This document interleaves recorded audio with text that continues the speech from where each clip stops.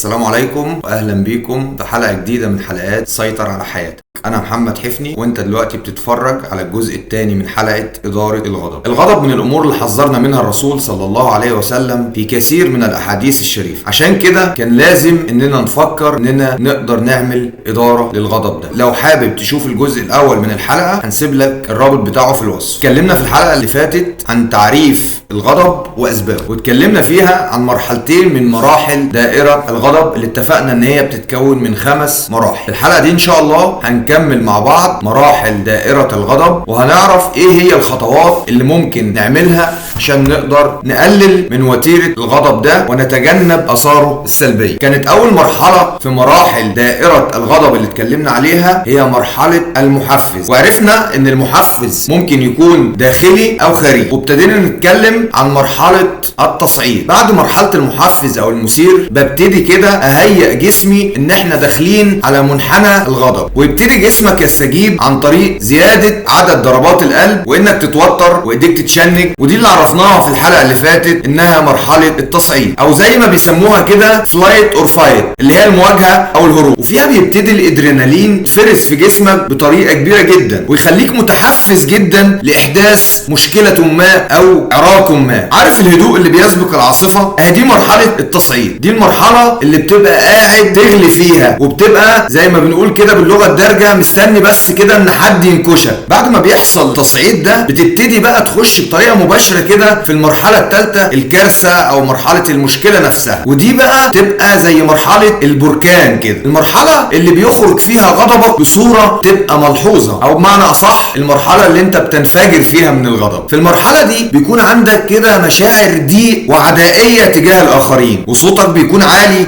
وعندك رغبة كبيرة في العدوان على الاخرين، وبيبقى بقى في عنف بقى تجاه الاشخاص، تجاه الاشياء، تجاه اي حاجة. وبتختلف طبعا من سن الاخر، يعني الطفل الصغير لما بيغضب ممكن يركل حاجة قدامه، ممكن يخبط في حاجة، ممكن يبكي، لكن الشخص الكبير طبعا بتبقى مظاهر غضبه بتختلف بشكل كبير عن كده. بيبتدي يتنمر على اللي قدامه، بيبتدي يظهر غضبه بطريقة سخرية مثلا، بتبقى طريقة الغضب مختلفة تماما عنها. واحيانا العدائية دي والضيق ده مش بيكون تجاه الاخرين بس، لا ده انت ممكن توصل ان العدائية دي تكون تجاه نفسك انت كمان. بيكون في اعراض كده بيسموها سايكوماتية، او بمعنى تاني بيسموها النفس جسمية، وهي كده زي ما باين كده من اسمها نفسية جسمية، فسموها نفس جسمية، اللي هي بتبقى في اثار بتأثر على المشاعر، الافكار او النفسية، تؤثر ايضا على الجسم. ومن اسمها كده النفس جسمية ان الاعراض فيها بتكون متداخلة ما بين الاعراض النفسية والاعراض الجسمية. ليه؟ ببساطة لانك وانت غضبان تبتدي تفرغ عقلك من الصور والمعاني الواضحة، وبتكون عاجز عن التفكير، بل واحيانا عن الكلام حتى. ما بتبقاش قادر انك تتكلم بطريقة سليمة او طريقة صحيحة، بتبقى مش قادر انك تتكلم كلام منظم، واحيان تانية بتبقى غير قادر على فهم الموقف. كل دي طبعا اعراض نفسية للغضب. في نفس الوقت بتحصل عندك اعراض جسمية زي زيادة ضربات القلب، زي ارتفاع ضغط الدم، زي ان بيحصل احيانا صعوبة في التنفس لدرجة انها ممكن تسبب الازمات القلبية وغيرها من الامراض كتير اللي بنسمع عنها. شفتوا اعزائي المشاهدين ممكن الغضب يوصلنا لفين؟ وليه رسولنا الكريم صلى الله عليه وسلم حذرنا من الغضب؟ وقد ايه مهم جدا انك تقدر تدير حياتك وتدير الغضب، وقد ايه مهم جدا انك تقدر تتحكم في نفسك وتقلل من وتيرة غضبك. كلنا بنغضب، لكن الفرق بيكون في طريقة تعبير كل واحد فينا عن التاني. كمان بيكون في فرق في نوع وشدة المثير اللي اثر علينا ووصلنا لمرحلة الغضب نفسه. طب ليه مهم او ايه اهمية ان احنا نعرف مراحل دايرة الغضب دي؟ يعني ليه احنا اتكلمنا في موضوع مراحل دايرة الغضب دي؟ لان ببساطة الحل او العلاج بيكمن في المرحلة اللي انت واقف فيها بالظبط. كل مرحلة بيكون ليها علاج بطريقة معينة. على سبيل المثال مثلا ما يكونش واحد وصل بالفعل لمرحلة الغضب او البركان وانت تحاول ان انت تكلمه بعقلانية، تقول له تعالى بس كده هنتكلم بالعقل وبالمنطق، استحالة طبعا ان هو هيستجيب معاك، لان ما كانش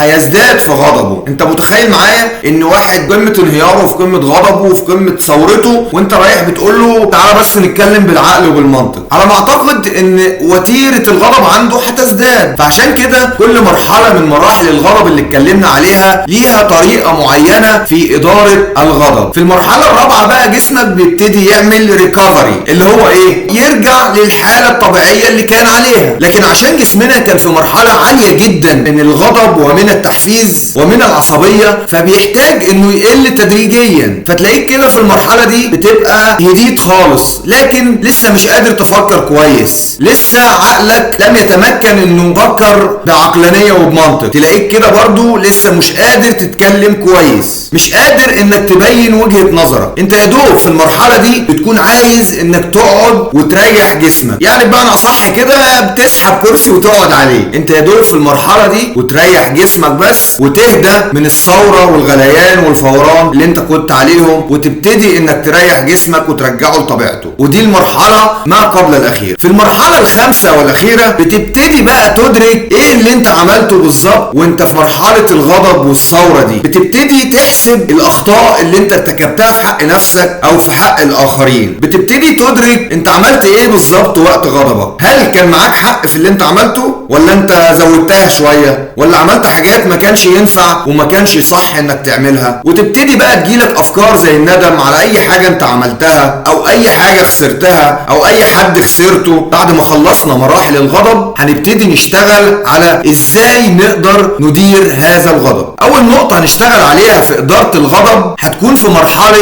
التصعيد. التصعيد بيحصل ازاي؟ زي ما قلنا قبل كده، بيكون في محفز موجود او سبب بيدفعك للغضب. المحفز ده انا اللي ببتدي اشحنه ببعض الافكار في دماغي. عشان كده الجسم بيبتدي نتيجة الافكار دي يخش في مرحلة التصعيد. يعني انا بنفسي اللي استخدمت افكاري عشان اتحفز واخش في مرحلة التصعيد. كمثال على الموضوع ده، هنفترض ان حد كلمك باسلوب مش كويس، فده هو المحفز. يعني ده هو المحفز، فكرتك ان هو كلمك بطريقة انت شايف من وجهة نظرك ان هي مش كويسة، سواء بقى بغض النظر هي فعلا مقصودة ان هي يكلمك بطريقة كويسة او لا، ولكن البداية من عندك، البداية من الفكرة. احنا مش بنتكلم دلوقتي في ان احنا ما ينفعش نغضب، لا احنا نغضب، واكيد اي حد هيكلمك بطريقة غير لائقة يعني مش هتسكت له، واكيد هترد عليه. ولكن خلينا نكمل واقول لك ايه اللي بيدور في الذهن اثناء عملية الغضب، وازاي ان تفكيرك، يعني نفترض ان انت مفكرتش بالطريقة دي او قلت ده هو ما يقصدش، هل كنت هتخش في مرحلة الغضب؟ فلما حد يكلمك باسلوب مش كويس وانت تبتدي تفكر في الموضوع، ده هو المحفز. فتكون اول خطوة منك طبعا انك تفكر كده وتقول هو ازاي حد زي ده يكلمني بالطريقة دي؟ هو انا المفروض ارد عليه ولا لا؟ هو انا المفروض اعمل ايه؟ ويبتدي بقى الشيطان يلعب في دماغك، ده انا لازم افرض سيطرتي. لو انا بقى في المرحلة دي او شايف حد قدامي في المرحلة دي، المفروض اتصرف ازاي؟ علماء النفس، خليك معايا في الجزئية دي عشان فيها ربط جميل جدا. علماء النفس بيقولوا عشان ابتدي اعمل ادارة للغضب، ده محتاج اني اتبنى افكار ازرعها في دماغي وافضل ارددها. يعني علماء النفس بيقولوا ان في الحالة دي المفروض ان انا اتبنى بعض الافكار في دماغي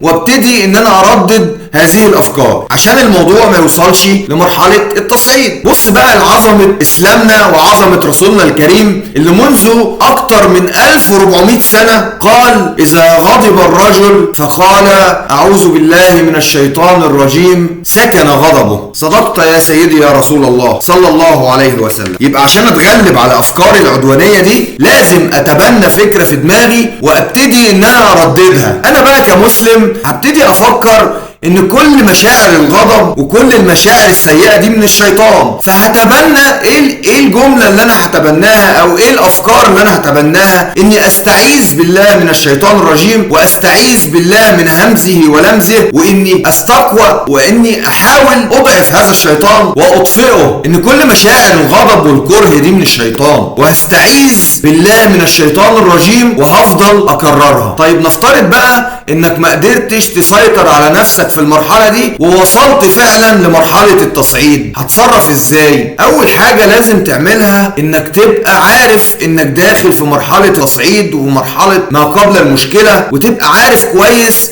في هذه المرحلة أنت غير قادر على التفكير جيدا وغير قادر على أخذ قرارات جيدة، فمحتاج إني ما أخدش أي قرار أو رد فعل دلوقتي. المفروض إني أهدى الأول وابتدي أفكر في الموضوع بهدوء. طبعا إحنا هنا في مرحلة التصعيد، في مرحلة ما قبل الثورة، عشان ما يجيش حد يقول لي أنت كنت بتقول ما ينفعش نتكلم بالمنطق والعقل. إحنا قلنا ما ينفعش نتكلم بالمنطق والعقل مع واحد عدى مرحلة التصعيد اللي هي ما قبل الثورة ودخل في مرحلة الثورة وأصبح عنده هياج، خلاص دخل في مشكلة، بقى عدواني، بدأ صوته يعلى. في المرحلة دي ما اقدرش اكلمه بالعقل. انما المرحلة اللي بتسبقها اللي هي بيبتدي ان انت تفكر بطريقة ان هي تثيرك اكتر، وانك تقول ازاي ده يكلمني بطريقة مش كويسة، او ازاي ده كسر عليا في الطريق كده. كل الحاجات دي بتبقى في مرحلة انت لسه بالنسبة لك الموضوع فكرة ومشاعر قبل ما تتحول الى غضب. يبقى انا المفروض اني مادام انا عارف اني داخل على مرحلة الغضب او انا حاليا في مرحلة التصعيد اني مش هقدر اخد قرارات صحيحة، يبقى المفروض اني اهدى الاول وابتدي افكر كويس قبل ما اخد قرار. وتبتدي بقى تقول لنفسك الموضوع مش بالسوء اللي انا شايفه ده، او ان الموضوع ده ما بيمثلش تهديد بالنسبة لي، وان دي مجرد حادثة فردية مش هتأثر بأي حال من الاحوال على حياتي كلها. ولازم تكون عارف انك دايما مش مسؤول عن تصرفات ولا اخلاق ولا تربية الاخرين، ولكنك دايما مسؤول عن انك تحافظ على اخلاقك وتحافظ على تربيتك وتحافظ على دينك. يبقى انا مش مسؤول عن تصرفات الاخرين بقدر ما انا مسؤول عن تصرفاتي انا واخلاقي انا وديني انا. وتبتدي تفكر ايه اللي اقدر اقوم بيه عشان احل المشكلة، ايه اللي اقدر اقوم بيه حالا عشان اركز تفكيري في حل المشكلة بدل من اني اركز اني اصعد المشكلة اكتر. ممكن تبتدي تتبنى فكرة من الافكار اللي احنا قلناها دي، ترددها في مخك. ممكن تبتدي فعلا انك تحل المشكلة دي، او ان يكون فعلا الموضوع مش تهديد بالنسبة لك وانت مقفور حبتين. مجرد ما انت بدأت تفكر بس شوية بعقلانية هتلاقي نفسك انك وزنت الامور كويس، وانك مش هتنساق ورا نفسك بقى، او ورا انك تعمل مشكلة او انك تعمل ثورة او بركان على اسباب قد تكون في الغالب يعني اسباب لا تستدعي انك تغضب. طبعا مش كل الاسباب تافهة، ولكن احنا بنتكلم انك على قد ما بتقدر تحاول انك تروض نفسك وتهدي نفسك وتفكر كويس قبل ما تخش في مرحلة البركان او الثورة اللي هي بتبقى يعني بقى فيها انت خلاص على وشك الانفجار. فانا عايزك بقى تكون بتتبنى فكرة واحدة من اللي احنا اتكلمنا عليهم وتفضل ترددها في دماغك وتحاول تدرسها كويس قبل ما تخش بقى في مرحلة المشكلة او البركان. وتقول في الوقت اللي جاي اول ما ابتدي اخش في مرحلة التصعيد هكرر الجملة دي في دماغي عشان ما اوصلش لمرحلة الغضب والبركان. طيب هنفترض بقى دلوقتي انك برضو ما قدرتش انك تسيطر على نفسك، وهوب لقيت نفسك دخلت فعلا في مرحلة البركان او مرحلة الغضب او مرحلة الثورة دي. المفروض اني اتصرف ازاي؟ هنا بقى تقدر تعمل ادارة للغضب عن طريق حاجة بيسموها relaxation techniques، يعني التقنيات اللي هي بتساعدك انك تبتدي تهدى جزئيا، انك تبتدي تهدى جسديا. خلاص بقى وقت الافكار عدى وفات، الوقت الجاي ده بقى عشان نبتدي نهدي جسمنا ده ونبتدي نرجعه تاني لمرحلة ما قبل التصعيد. واشهر حاجة ممكن تعملها وانت بقى في مرحلة التصعيد قبل ما تخش بقى في الكارثة او في المشكلة الكبيرة اللي انت هتدخلها، هو انك تعمل تمرين التنفس. تمرين التنفس ده بيساعدك في حاجات كتيرة جدا في حياتك، مش بس في إدارة الغضب. يعني ممكن يساعدك في حاجة زي الخوف، زي القلق، زي التوتر، زي الاكتئاب، وحاجات تانية كتير. وهو بصراحة تمرين سهل جدا وبيتكون من 4 خطوات. أول خطوة وهي إني باخد نفس عميق من مناخيري وابتدي أحبسه ثانيتين وابتدي أخرجه تاني من بقي. والمرحلة الرابعة إني أكرر الموضوع أكتر من مرة. يعني ركز كده وجرب معايا.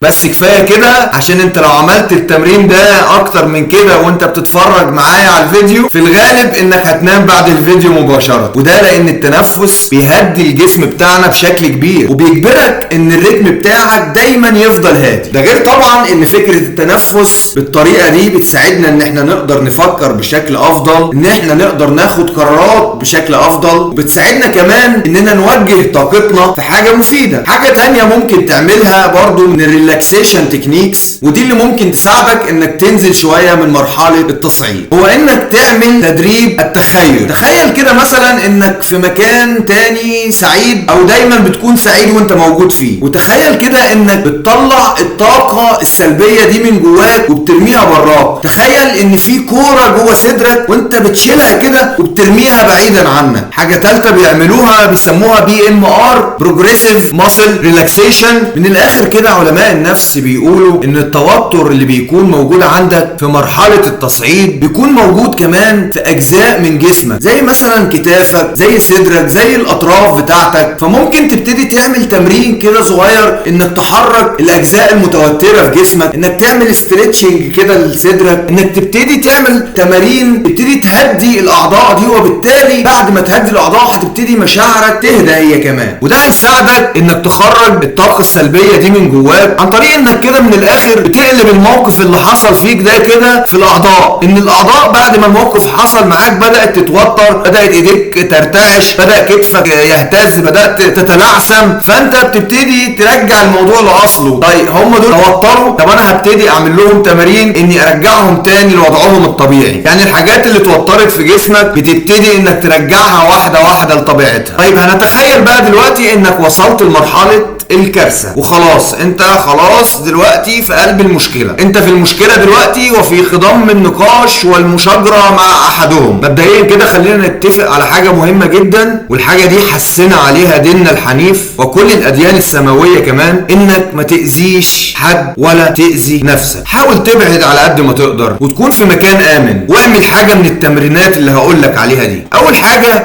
هي طبعا انك بتكون منفعل جدا وفي قمة غضبك، فمش من المنطقي ان اقولك اهدى او اسكت. ففي اول تمرين هقولك عليه هو تمرين الصراخ او الصياح، وهي انك تخرج كمية الطاقة وكمية الغضب اللي جواك دي عن طريق انك تصرخ، ولكن تكون في مكان بعيد. انك تخرج كمية الطاقة السلبية والغضب اللي جواك دي عن طريق انك تتكلم بصوت عالي. مفيش مانع انك تصرخ، بس الكلام ده طبعا وانت مع نفسك. تاني حاجة التمرينات الرياضية.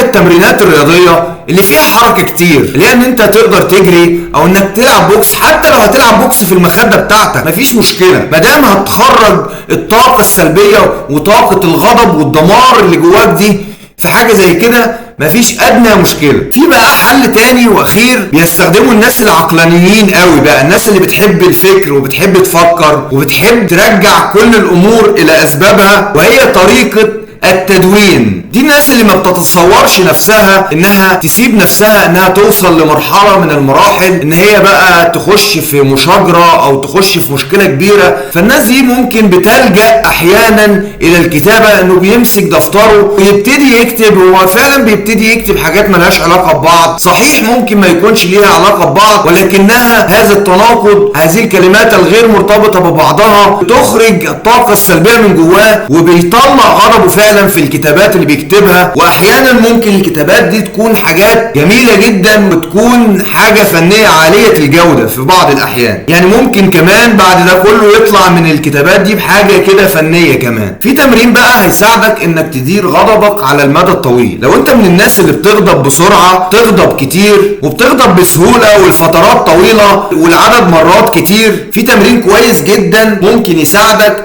انك تقدر تدير هذا الغضب. الطريقة دي بيسموها انجر لوج، ولوج هنا بمعنى تدوين، وهي زي فكرة انك بتدون فيها كده وبتكتب بايدك، بتبقى عامل فيها زي سجل كده بتسجل فيه كم مرة حصل لك فيها نوبة غضب وامتى بتحصل نوبات الغضب. فمثلا هتكتب انا غضبت في اليوم الفلاني لما حصل المحفز كذا، وساعتها عملت الفعل كذا وكذا، والفعل ده أثر عليا بكذا وكذا، اللي هي طبعا بتبقى آثار سلبية للغضب. طيب ده بيساعدك في ايه؟ في الحقيقة هو يساعدك في حاجات كتيرة جدا. أولها انك بتبتدي تفهم ايه هي المحفزات اللي بتحفز مشاعرك وبتدفعك نحو الغضب، وايه هي المحفزات المتكررة والموجودة عندك باستمرار. يعني ايه الاسباب اللي دايما بتحفزك انك تغضب. ما هو كل واحد فينا بيبقى ليه محفزات مختلفة تماما عن التاني، فنبتدي اننا نفهم ايه هي المحفزات اللي بتسبب لنا موجة الغضب دي، فنبتدي نفهم ايه هي الحاجات اللي بتعصبنا، ونبتدي اننا ناخد بالنا منها في المرات اللي بعد كده، ونحاول ناخد بالنا منها في المستقبل. وكمان هتعرف لما بتغضب بتعمل ايه، وهل ردود فعلك بتكون طبيعية ومنطقية ولا بتكون خارج المنطق وخارج الطبيعة، لان معظم مشكلات الغضب بتكون في النتائج المترتبة عليه وطريقة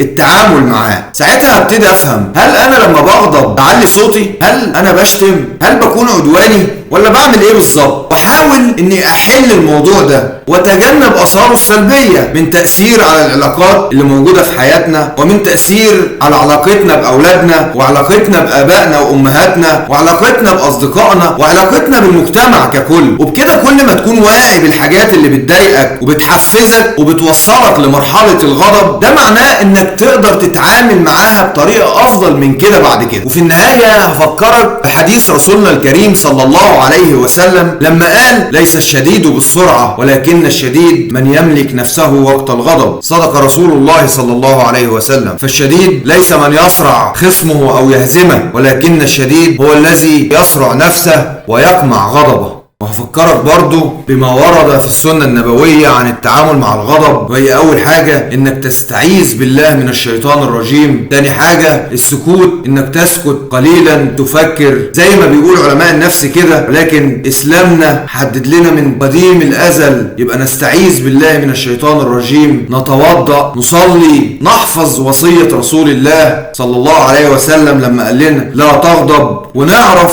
المرتبة العالية اللي أعدها الله لمن ملك نفسه من الغضب. بشكركم، وبكده نكون وصلنا لنهاية حلقتنا. أتمنى أنكم تشتركوا في القناة وتفعلوا زر الجرس عشان يوصلكم كل حلقاتنا اللي جاية. والسلام عليكم ورحمة الله وبركاته.